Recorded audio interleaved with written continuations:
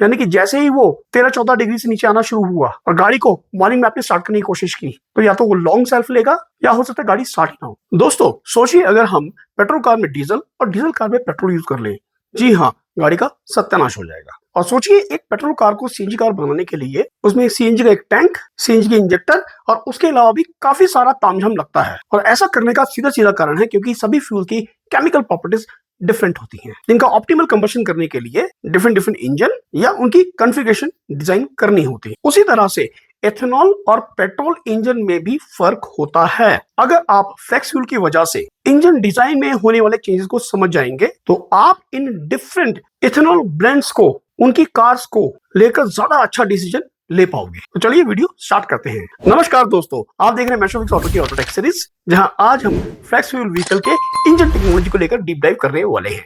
और साथ साथ में हम ये भी समझने की कोशिश करेंगे अगर हम एक प्योर पेट्रोल इंजन को और एक प्योर फ्लेक्स फ्यूल इंजन को जब यूज करते हैं तो कौन सा इंजन ज्यादा फ्यूल इकोनॉमी देगा और कौन सा इंजन ज्यादा परफॉर्मेंस देगा। ये वीडियो टेक्निकल होने वाली है। मैं हमेशा की तरह बड़ी ही आसान भाषा में आपके लिए इन टेक्निकल टॉपिक्स को एक्सप्लेन करूंगा। जैसे कि हम जानते हैं आज की डेट में हमारे देश में एक कार पेट्रोल E5, E10 और E20 के ब्लेंडेड पेट्रोल के साथ चलने के लिए कंप्लायंट है। को पता लगा कि हमें कौन सा फ्यूल मिलता है और कौन सा फ्यूल नहीं मिलता, जिनमें की मेजॉरिटी ऑफ व्हीकल्स या तो E5 कंप्लायंट है या फिर E10 कंप्लायंट है, जिनके कंसर्न्स को लेकर हमने अपनी पिछली वीडियोस में काफी डिटेल में बात की थी। लेकिन एक फ्लेक्स फ्यूल इंजन इनसे काफी अलग होता है और वो इथेनॉल के मिक्सर के साथ चलने के लिए डिफरेंटली डिजाइन होता है। अगर वो E85, E100 flex fuel vehicle है तो वो लगभग virtually pure petrol, pure ethanol या फिर उनके किसी भी मिक्सचर के साथ चलने के लिए डिजाइन होता है। बट प्रश्न ये उठता है ये कैसे पॉसिबल होता है, जबकि आज की डेट में किसी अगर E10 कार में E20 फ्यूल डाल देते हैं तो कुछ टाइम के बाद उसमें कुछ इश्यूज आने शुरू हो जाते हैं। तो चलिए जानते हैं। हमने पिछली वीडियो में कैफ की बात की थी, जो कि एक मुख्य कारण है जिसकी वजह से E10, E20 और E27 की जर्नी को कर रहे हैं। और E27 का जो मेन रीजन है वो कैफ 3 है, जो कि 2027 में इंप्लीमेंट होने वाला है। इस वीडियो में डिटेल में मैंने उसकी बात की है। जितने भी ये ब्लेंडेड फ्यूल हैं अगर वो नॉन कंप्लायंट गाड़ियों में डालते हैं तो उसका जो सबसे बड़ा इंपैक्ट होता है वो उसकी फ्यूल सिस्टम कंपोनेंट्स पर होता है। हालांकि वो बाकी कंपोनेंट्स को भी इफेक्ट कर सकती है। अगर आप लोगों को E27 को लेकर डीप डाइव करना है तो आप ये वीडियो देख सकते हो। अगर किसी को E20 से होने वाले इम्पैक्ट को समझना है, कौन कौन से पार्ट्स उसकी वजह से BS4, BS6 स्टेज 1 या उनसे भी पहले की कार्स में इफेक्ट हो सकते हैं, ये सारी जानकारी आपको इस वीडियो में मिल जाएगी और इन सभी के लिंक मैं नीचे डिस्क्रिप्शन में दे दूंगा। अभी जो फ्लेक्स फ्यूल इंजन होता है ना, ये एक गैसोलीन इंजन से असल में मेनली 3 तरह से डिफरेंट होता है। पहला उसका फ्यूल सिस्टम, जिसमें काफी सारे चेंजेस होते हैं। ना सिर्फ चेंजेस, उसमें कुछ एडिशनल कंपोनेंट्स भी होती हैं। दूसरा जो सबसे इंपॉर्टेंट है, उस इंजन का कंट्रोल, जो कि ये डिसाइड करता है कि उस पर्टिकुलर इंजन में डिफरेंट फ्यूल कैसे काम करेंगे। और तीसरा जो कंपोनेंट्स के मटेरियल हैं वो E100 फ्यूल तक के लिए कंप्लायंट बनाए जाते हैं। और ये जो जितने भी चेंजेस होते हैं ये एथेनॉल के यूनिक प्रॉपर्टीज की वजह से होते हैं। तो ये कहना कि एक नॉर्मल पेट्रोल इंजन एथेनॉल के साथ बिल्कुल वैसे ही काम करेगा, ये गलत है, क्योंकि पेट्रोल और एथेनॉल दोनों की केमिकल प्रॉपर्टीज डिफरेंट है। और ऐसी ही करीबन 5 प्रॉपर्टीज के बारे में हम डिटेल में बात करेंगे जो फ्लेक्स फ्यूल व्हीकल के लिए डिजाइन चेंज के लिए रिस्पॉन्सिबल होती हैं। हालांकि इसके कुछ एडिशनल रीजन भी हो सकते हैं। चलिए उनको समझते हैं। तो आपको मालूम है कि पेट्रोल इंजन सेल्फ इग्नाइट या ऑटो इग्नाइट प्रिंसिपल पे काम नहीं करते और इसीलिए उसमें स्पार्क प्लग होते हैं, राइट। यानी कि इंजन में जब तक वो स्पार्क प्लग स्पार्क नहीं करता वहां पर कंबशन नहीं होना चाहिए और इसीलिए हमें फ्यूल को सेल्फ इग्नाइट होने से बचाना पड़ता है। लेकिन अगर किसी इंजन में वही फ्यूल किसी अनवांटेड रीजन से सेल्फ इग्नाइट हो जाता है तो वो इंजन को नुकसान भी करता है, जिसे हम कभी कभी नॉकिंग भी कहते हैं। तो ये बात मैं क्यों कर रहा हूँ, क्योंकि इसी बात को इंश्योर करने के लिए कभी कभी आप उस इंजन के हिसाब से उसमें एक हाई ऑक्टेन पेट्रोल डालते हो, क्योंकि जो हाई ऑक्टेन पेट्रोल होता है वो इंजन में ज्यादा कंप्रेशन को सहन कर सकता है। तो इसीलिए हमें ऑक्टेन रेटिंग को समझना जरूरी है। प्योर इथेनॉल की ऑक्टेन रेटिंग काफी हाई होती है, जबकि नॉर्मल पेट्रोल की ऑक्टेन रेटिंग 87 से लेकर 93 के बीच में हो सकती है, इससे थोड़ी कम भी हो सकती है। और नॉर्मली जो प्रीमियम पेट्रोल होते हैं उनकी ऑक्टेन रेटिंग इस रेंज में होती है। यानी कि कुल मिलाकर पेट्रोल की ऑक्टेन रेटिंग कम होती है और एथेनॉल की ऑक्टेन रेटिंग काफी ज्यादा होती है। इसका मतलब जो एथेनॉल होता है कंबशन के टाइम पर ज्यादा कंप्रेशन सहन कर सकता है और डिफरेंट इंजन के कंप्रेशन रेशियो डिफरेंट होते हैं और इसीलिए उसमें अलग अलग ऑक्टेन रेटिंग का पेट्रोल रिकमेंडेड होता है। यानी कि हो सकता है नॉर्मल फ्यूल के केस में कंप्रेशन खाली इतना हो और उसी हिसाब से इस सिलेंडर की डेप्थ डिजाइन होगी। प्रीमियम फ्यूल के केस में इतना हो और एथेनॉल के केस में इतना हो। यानी कि यहाँ पर एक बात तो क्लियर हो गई कि हमें एथेनॉल के लिए ज्यादा कंप्रेशन का इंजन चाहिए। अगर कोई इंजन एथेनॉल के लिए डिजाइन नहीं है तो उसमें एक इनकम्प्लीट कंबशन हो सकता है, यानी कि जितना कंप्रेशन उसको चाहिए था वो कंप्रेशन उसको नहीं मिला, तो उस केस में फ्यूल पूरा जलेगा नहीं और उस इंजन में ज्यादा कार्बन बिल्डअप हो सकते हैं। और यही बात पेट्रोल इंजन में भी अप्लाई होती है। इसीलिए आपको लो कंप्रेशन इंजन में हाई ऑक्टेन पेट्रोल यूज नहीं करना चाहिए, जो कि फालतू में आपका पैसा भी ज्यादा खर्च करेगा और लॉन्ग टर्म में ज्यादा कार्बन बिल्डअप भी बना सकता है। तो अगर किसी का भी ये प्रश्न होता है कि हम कौन से ऑक्टेन का फ्यूल यूज करें, तो मैं उसको यही बोलूंगा कि आप अपनी ऑनर मैनुअल को कंसल्ट करें, क्योंकि ये चीज मैन्युफैक्चर से ज्यादा बढ़िया कोई बता नहीं सकता। और ये जो हाई ऑक्टेन रेटिंग होती है ये इथेनॉल की सबसे बड़ी स्ट्रेंथ है और ये एक वजह है जिसकी वजह से इथेनॉल ज्यादा पावर और ज्यादा टॉर्क जनरेट कर सकता है। लेकिन क्या सच में ये बड़ी पावर हमें मिलती है? इस क्वेश्चन को समझने के लिए हमें कुछ बातें और समझनी होंगी। हमने पहले की वीडियो में भी एनर्जी डेंसिटी की बात की थी कि गैसोलीन की या एथेनॉल की पर यूनिट फ्यूल में कितनी एनर्जी होती है, जिसको हम कैलोरीफिक वैल्यू बोलते हैं। यानी कि जब एक यूनिट फ्यूल का कंप्लीट कंबशन होगा तो पेट्रोल के केस में और एथेनॉल के केस में वो कितनी एनर्जी रिलीज करेगा।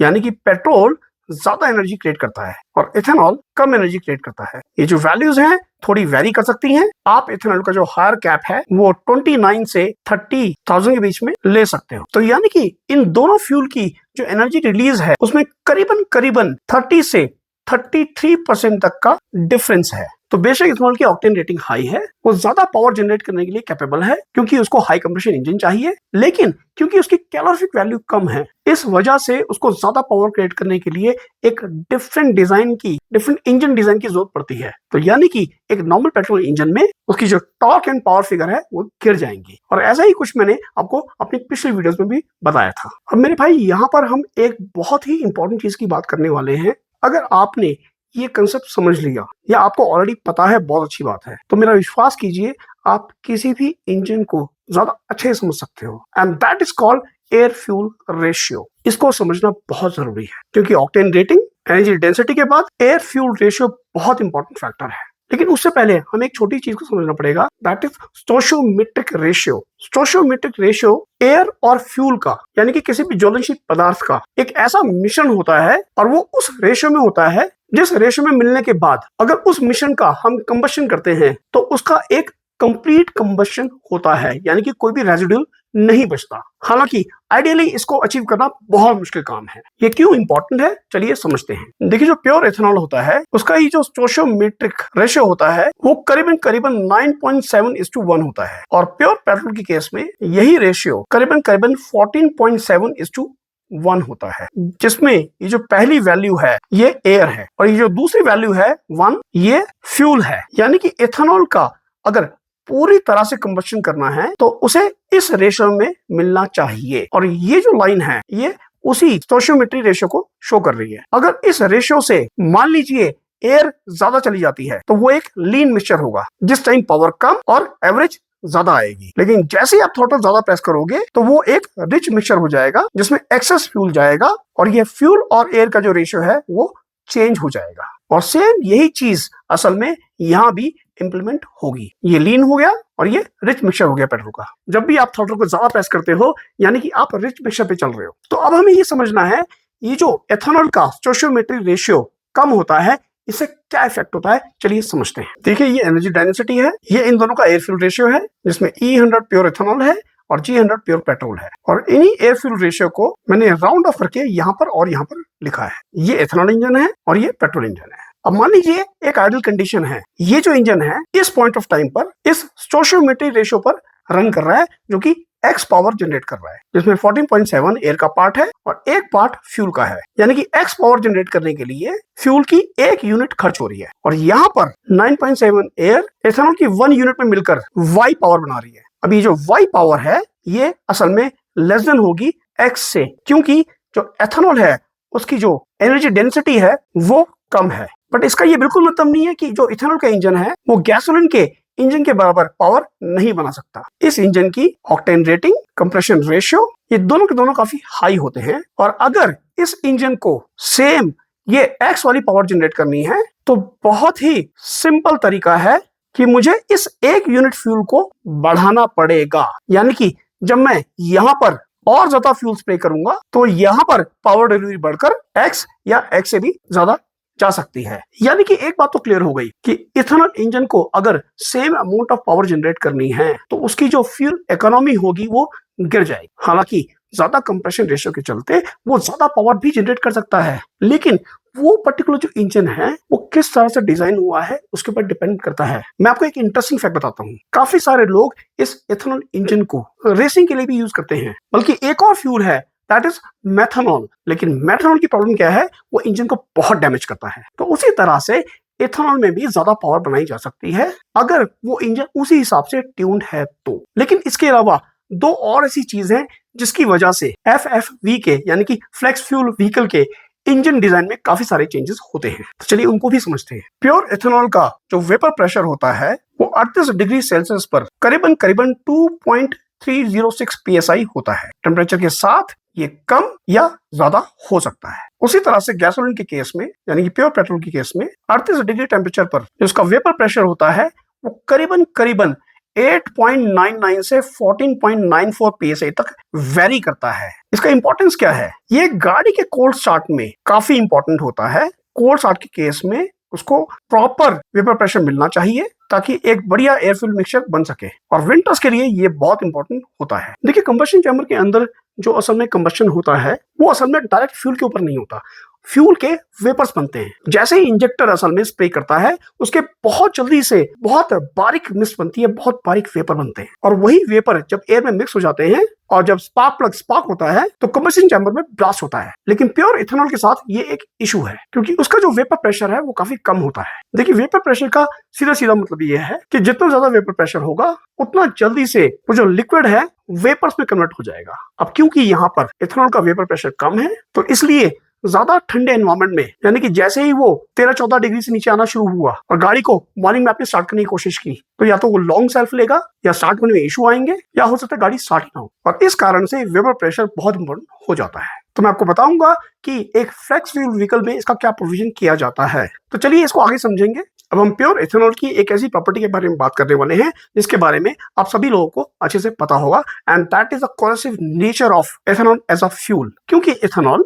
मॉइस्चर और पानी के कंटेंट को बहुत जल्दी एब्जॉर्ब करता है, और दूसरा वो काफी डिफरेंट तरह के डर्ट को अपनी तरफ अट्रैक्ट करता है, उन्हें एब्जॉर्ब कर लेता है। और जब वही फ्यूल जब इंजन की फ्यूल सिस्टम में जाता है, इंजन के कंबशन चैम्बर में जाता है, तो काफी सारी कंपोनेंट्स को खराब भी कर सकता है लॉन्गर टर्म में। तो अभी तक हमने इस वीडियो में टेक्निकल और साइंटिफिक ग्राउंड से एक फ्लेक्स फ्यूल व्हीकल में क्या मेजर डिफरेंसेस होने चाहिए, सारे तो मैंने कवर नहीं किए लेकिन मेजर डिफरेंसेस मैंने सारे कवर कर लिए। लेकिन अब हम समझेंगे ऐसी कौन सी 8-10 मेजर कंपोनेंट्स हैं जिसको फ्लेक्स फ्यूल व्हीकल में स्पेशली एड्रेस किया जाता है, और उनमें से कुछ E20 और E27 के केस में भी बहुत इंपॉर्टेंट हो जाते हैं। तो चलिए उनको एक एक करके समझते हैं। जैसे मैंने पहले बताया, प्योर पेट्रोल का सबसे ज्यादा इंपैक्ट उस गाड़ी के फ्यूल सिस्टम पर पड़ता है। तो यानी कि उसका जो फ्यूल टैंक है, उसकी जो फ्यूल लाइंस हैं, वो स्टैंडर्ड स्टील और प्लास्टिक की ना होकर जंग ना लगने वाले मटेरियल से बननी चाहिए, जिसमें स्टेनलेस स्टील हो सकता है या उसका कोई अलॉय हो सकता है, स्पेशलाइज्ड एल्यूमिनियम हो सकता है और स्पेशलाइज्ड प्लास्टिक हो सकते हैं। और उसी तरह से